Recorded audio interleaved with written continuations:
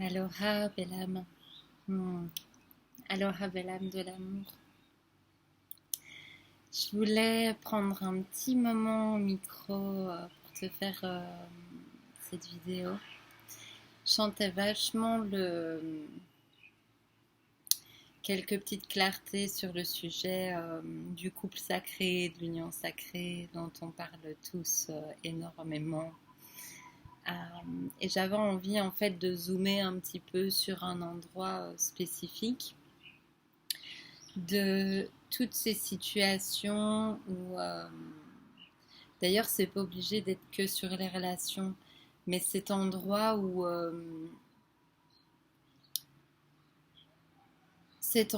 tu peux avoir une représentation en fait bien précise de, de ce que tu veux, de ce que tu souhaites, de ce que tu as mis en prière ces derniers temps, ces dernières semaines, ces derniers jours, ces derniers mois, ces dernières années.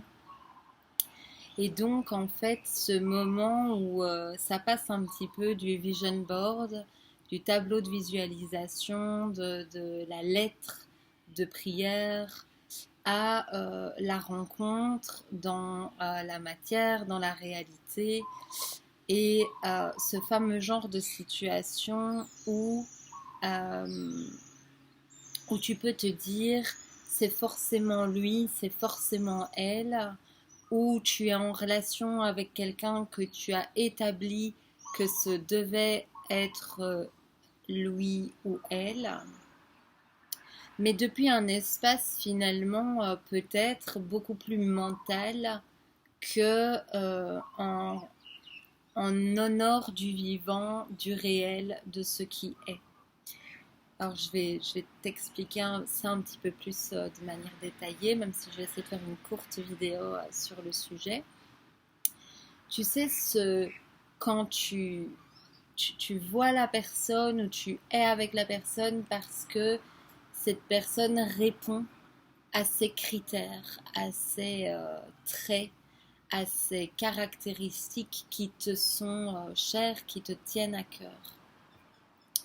Et pour certains, ça peut être un peu une énergie de ligne de réalité frustrante, de décalage entre le mais je sais que c'est ça, ou je sais que c'est lui, ou je sais que c'est elle, et pourtant dans le réel, dans la réalité, ça peut vraiment gratter, accrocher, et voire même être pas agréable du tout, ou pas vivant du tout.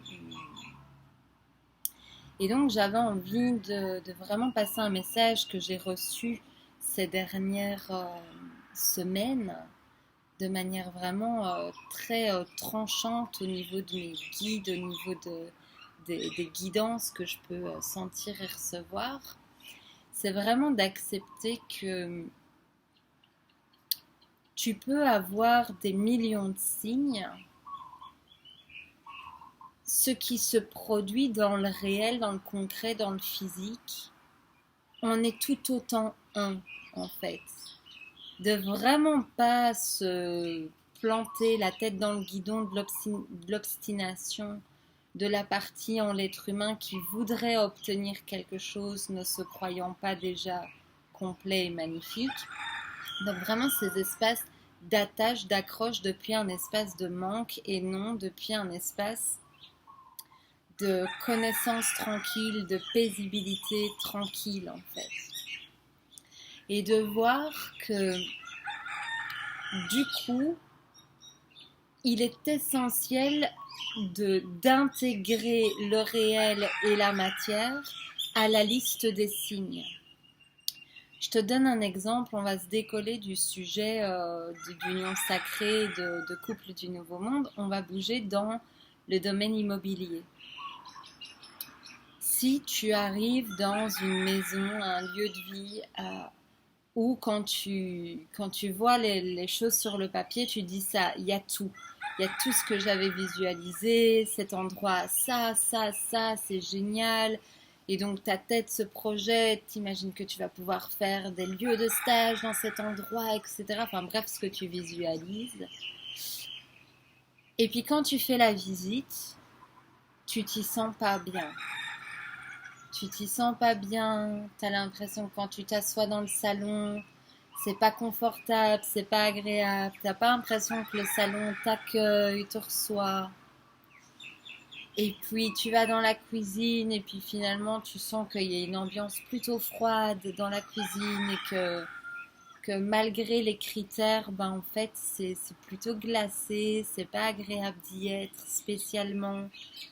Et donc là, soit tu tombes dans un je comprends pas, est-ce que je dois m'adapter, est-ce que c'est moi qui ai un problème et je devrais faire en sorte que cette cuisine je l'apprécie puisqu'en fait elle a exactement le frigo dont j'avais parlé et tatati et tatata, ou est-ce que on se fait le cadeau d'accepter que la visite et l'expérience concrète dans le réel, eh ben elle fait partie des signes, elle fait partie de l'univers qui nous informe où l'amour se trouve, où l'évidence se trouve.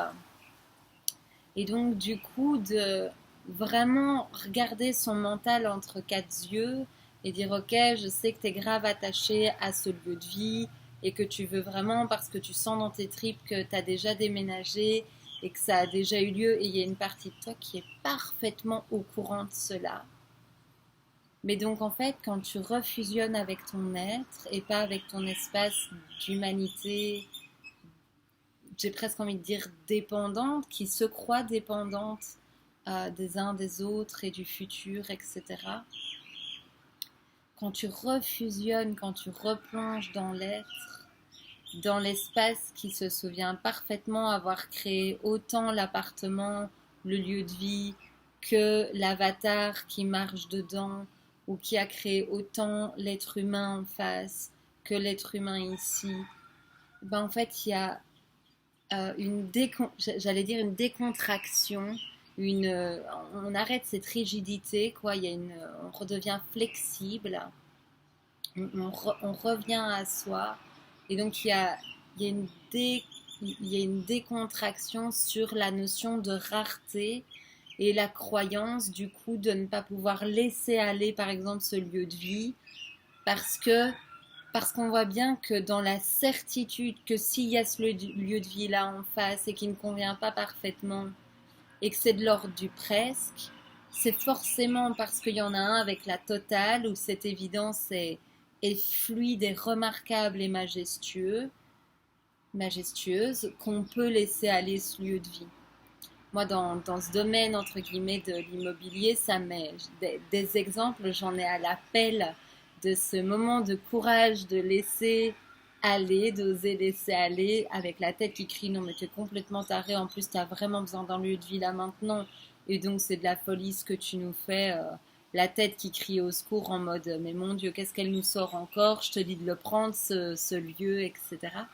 Eh bien non, quand j'ose vraiment me remettre à l'endroit, dans mon axe, dans mon alignement, et que je laisse aller ce que la tête croit être le grand bingo, l'opportunité du siècle, ce qu'elle a toujours voulu, etc., peu importe, eh bien la seconde où je redeviens dans ma verticalité et que je laisse ça complètement s'en aller, eh bien c'est vraiment des cadeaux incroyables, inimaginables qu'il y a derrière avec vraiment des détails non négligeables.